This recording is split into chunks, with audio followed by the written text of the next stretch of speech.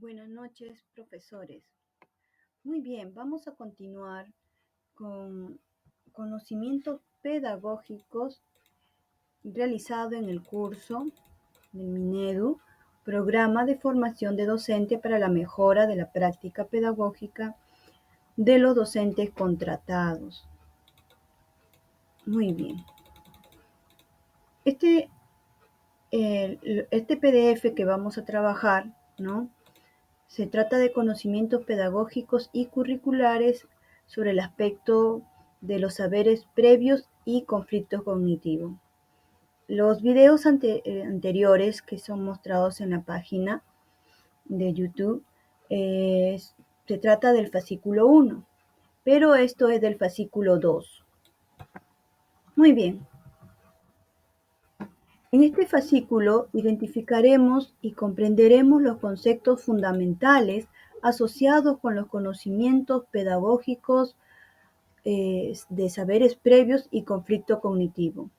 Para entender la base pedagógica del Currículo Nacional de Educación Básica, en el primer fascículo se trató sobre del socioconstructivismo como el paradigma que enmarca las orientaciones para su implementación.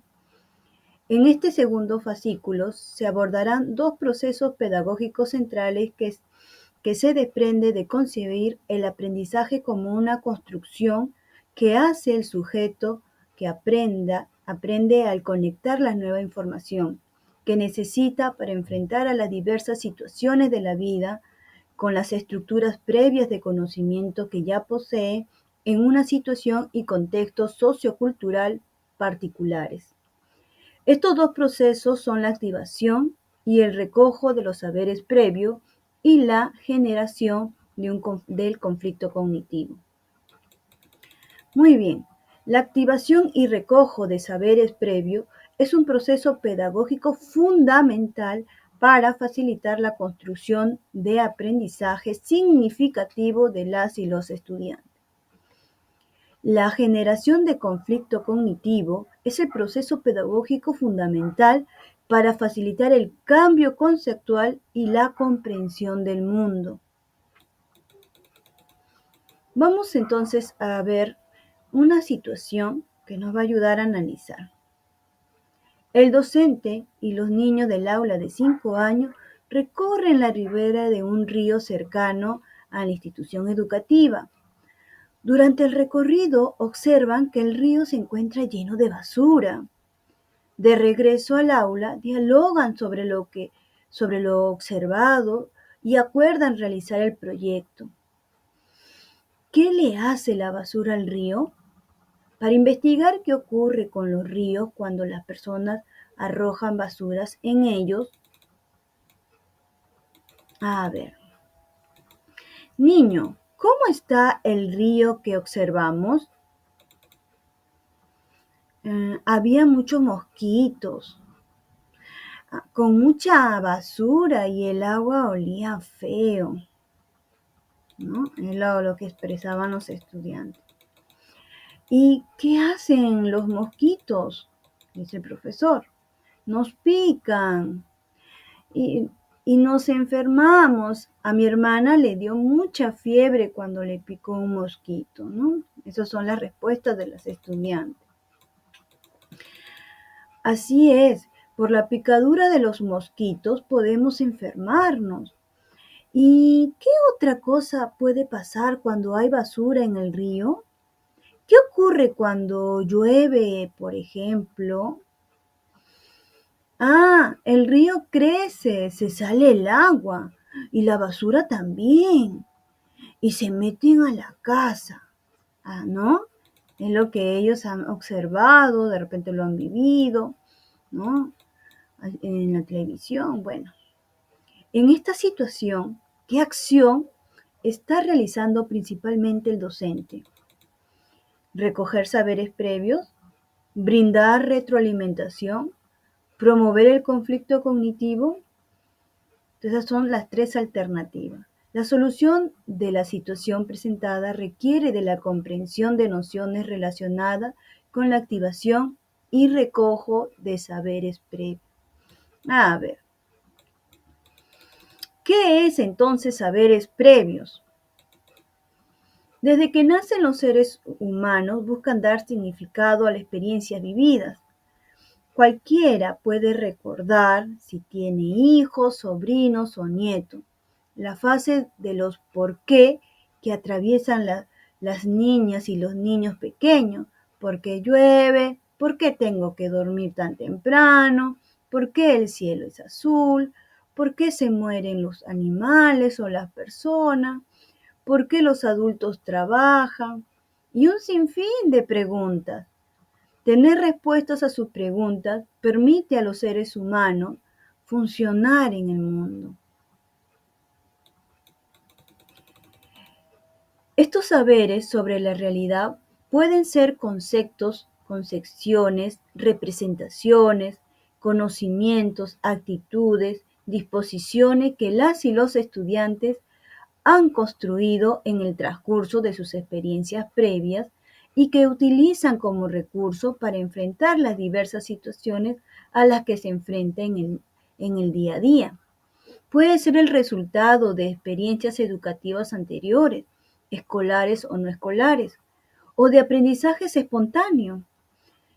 Tienen además un carácter implícito e intuitivo, y si bien tienen coherencia para la y el estudiante, porque les son útiles y los comparten con muchas otras personas, muchas veces no se ajustan a la investigación científica. Pozo 2011. Por ejemplo, desde temprana edad las niñas y los niños se dan cuenta del ciclo día y noche. Incluso escuchan a sus padres decir, ya se ocultó el sol, es hora de dormir, o ya salió el sol, es hora de levantarse. Toman esta información como cierta, pues ven cómo el sol aparece o desaparece todos los días. Rápidamente, niños y niñas incorporan este saber en sus conversaciones e incluso cuando son adultos y saben que es la Tierra la que gira sobre su eje. Siguen utilizando expresiones como el sol se va a mover, mejor coloca la sombrilla aquí para no tener calor más tarde. El sol se mueve rápido, mejor lavemos la ropa de una vez, etc. Imaginemos que alguien se pone rebelde y empieza a corregir a todas las personas con las que se relaciona diciendo, está mal lo que dices, el sol se pone, el sol no se pone, es la tierra la que gira. Probablemente esa persona termine considerada poco simpática y finalmente desistiría de corregir a los demás. Y eso es lo que nos pasa, ¿no? Otro ejemplo más complejo y relacionado con el video con el que se inició el fascículo son las concepciones culturales como la vinculada al género. También desde temprana edad los niños y las niñas construyen teorías implícitas sobre la sociedad. Por ejemplo, si ven en su comunidad que los hombres son ingenieros, médicos, abogados, alcaldes y las mujeres enfermeras, amas de casas, artistas, docentes, si ven en sus casas que las decisiones importantes las toma el hombre, que los padres ayudan a que los hijos hombres continúen con esos estudios luego de terminar la escuela y no a las mujeres, pueden aprender a creer rápidamente que los hombres son más inteligentes que las mujeres.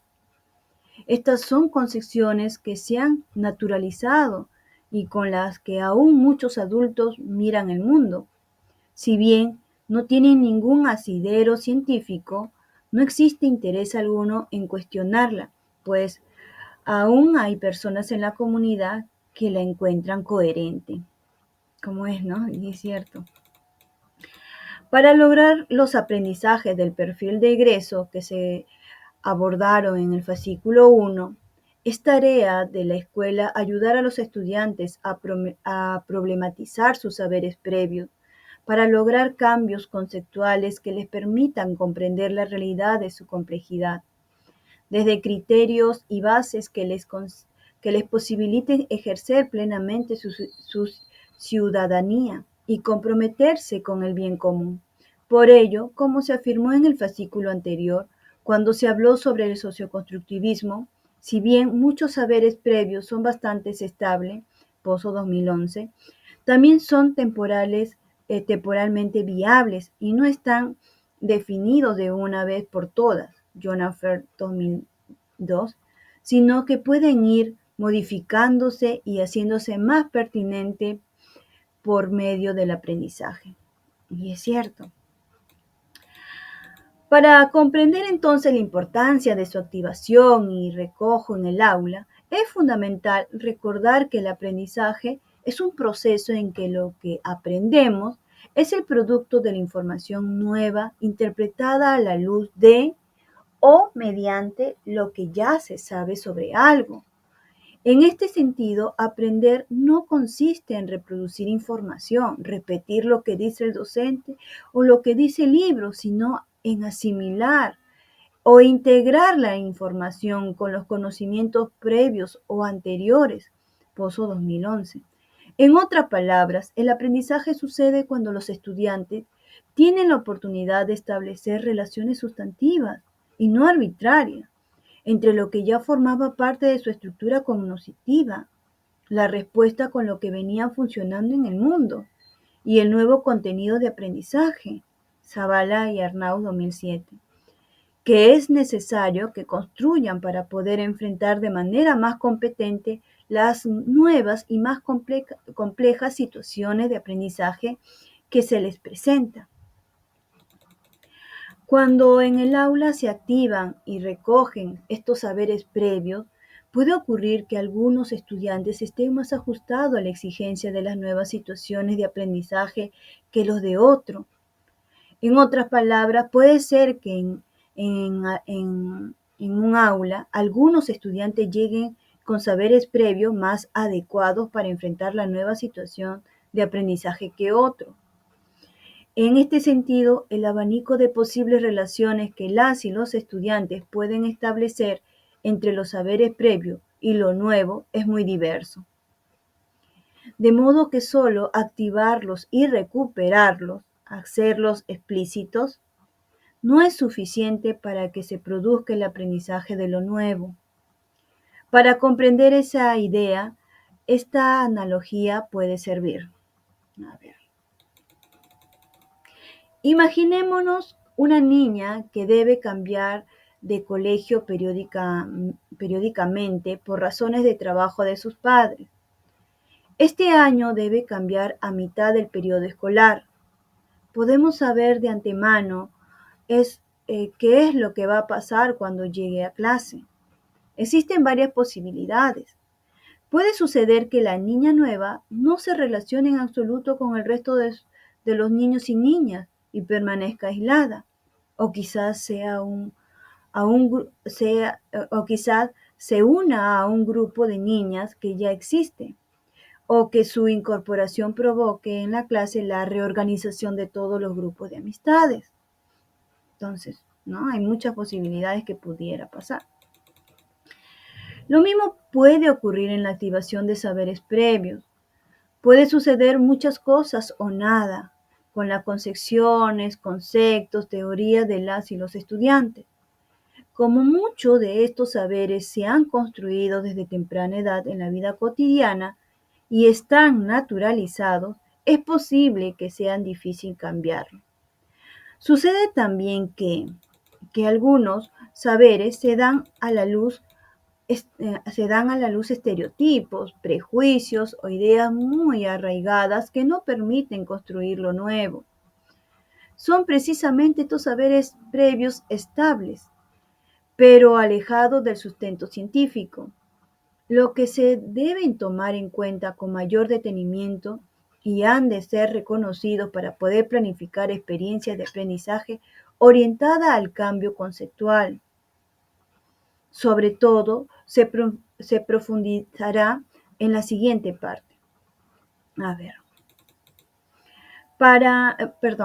Por eso es importante no solo su activación y recojo, sino también propiciar que los estudiantes, sin importar la calidad de sus saberes previos, puedan establecer relaciones significativas entre lo que saben y lo que necesitan aprender. Puedan problematizar sus saberes y hacer consciente de ellos, de sus estructuras e implicancias concretas en su vida. Esta construcción de significatividad es necesaria para que el estudiante pueda movilizar lo aprendido en cualquier situación y así esté en condiciones de enfrentar de manera cada vez más competente, con eficacia, eficiencia, idoneidad y en coherencia con los enfoques transversales, los diversos desafíos escolares o no que se le presente. Pero cualquiera sea la naturaleza del aprendizaje que se esté buscando, debemos asegurar de que la distancia entre lo que un estudiante sabe y lo que tiene que aprender sea adecuada. En otras palabras, no es suficiente con que se activen y recojan los saberes previos de las y los estudiantes, sino que se debe ser muy consciente de la zona del desarrollo próximo que cada uno de ellos, en el proceso de aprendizaje, de cada uno de ellos en el proceso de aprendizaje. Muy bien. La distancia entre el nivel real de desarrollo determinado por la capacidad de resolver independientemente un problema y el nivel de desarrollo potencial determinado a través de la resolución de un problema bajo la guía de un adulto o en colaboración con otro compañero más capaz, ¿no? Entonces, ahí se puede activar el aprendizaje. Muy bien, Vygotsky, ¿no? Nuestro famoso Vygotsky. Listo, seguimos entonces. En esta lógica, para poder planificar experiencias de aprendizaje en el aula, se debe siempre tomar en cuenta la naturaleza y la calidad de los conocimientos que los estudiantes han podido construir en sus experiencias previas de aprendizaje, así como su grado de desarrollo personal vinculado con el estadio de desarrollo cognitivo en el que se encuentra, Cole, 1997. Otro criterio que es importante tomar en cuenta al activar y recuperar los saberes previos es que las y los estudiantes tengan la disposición de profundizar, relacionar y sacar conclusiones. Ausubel, 1983. Querer llegar a fondo supone estar dispuesto a identificar similitudes y discrepancia entre lo que se sabe y lo nuevo. Estar motivado para someter a discusiones incluso saberes que el estudiante siente o cree que le funcionan, que son adecuadas o suficientes. Este es el reto en las aulas, comprometer a las y los estudiantes seguir avanzando. Muy bien. Ahora sí, vamos a dar la solución de la situación que les pude leer al inicio, ¿no? Aplicando lo desarrollado, como nos resultará más sencillo identificar la opción correcta para responder a las situaciones presentes en esta primera parte. ¿Qué acciones está realizando principalmente la docente? ¿No? Y nos daban 3 alternativas: recoger saberes previos, brindar retroalimentación y promover conflicto cognitivo. Muy bien, vamos a retroalimentar, ¿no? Dependiendo de la pregunta. Si marcaste la A, dice, ¿no? En el caso de esta situación, si revisamos la pregunta de la docente, nos damos cuenta de que lo que ella busca es promover que los estudiantes activen sus saberes previos sobre lo que saben sobre las consecuencias de arrojar la basura en los ríos a partir de lo que los mismos niños y niñas describen sobre lo observado en su recorrido por la ribera. Cuando Marixa describe que el río había mosquito, la maestra pregunta sobre qué hacen los mosquitos, de manera que los niños empiezan a relacionar su vivencia y por lo tanto sus saberes en relación con los mosquitos, ¿no? Luego la maestra les hace otra pregunta: ¿qué pasa cuando llueve? Para que sigan pensando sobre el problema de la basura en los ríos. Entonces una niña recuerda situaciones en las que El agua del río y la basura se metieron a las casas, producto de la subida del nivel de las aguas. Por eso la respuesta correcta es la letra A. Si marcaste la B, a ver, no es la correcta porque la pregunta de la maestra no ayuda a los niños a introducirse ajustes en su respuesta para seguir aprendiendo, ni sobre la basura en los ríos, ni sobre los mosquitos, ni sobre la lluvia. Por ejemplo, cuando Juana cuenta que a su hermana le dio fiebre cuando le picó un mosquito, si la maestra hubiera tenido la intención de retroalimentarla a la niña, le habría hecho preguntas para ayudarle a comprender que no todas las picaduras de mosquitos causan fiebre. Muy bien. Y bueno, y si marcaste la letra C, ¿no? Dice, la C no es correcta porque ninguna de las preguntas de la maestra va a generar desequilibrio entre lo que los niños y niñas saben, producto de las vivencias y recuerdos sobre la basura en el río y los conocimientos nuevos, ¿no? No va a tener desequilibrio. La maestra no busca el cambio conceptual tampoco. Al contrario, su intervención refuerza la idea de Juana. Así es, ¿no? Por la picadura de los mosquitos podemos enfermar. Muy bien, entonces estamos terminando la primera parte del fascículo 2. Pueden, por favor, también darles like y compartir.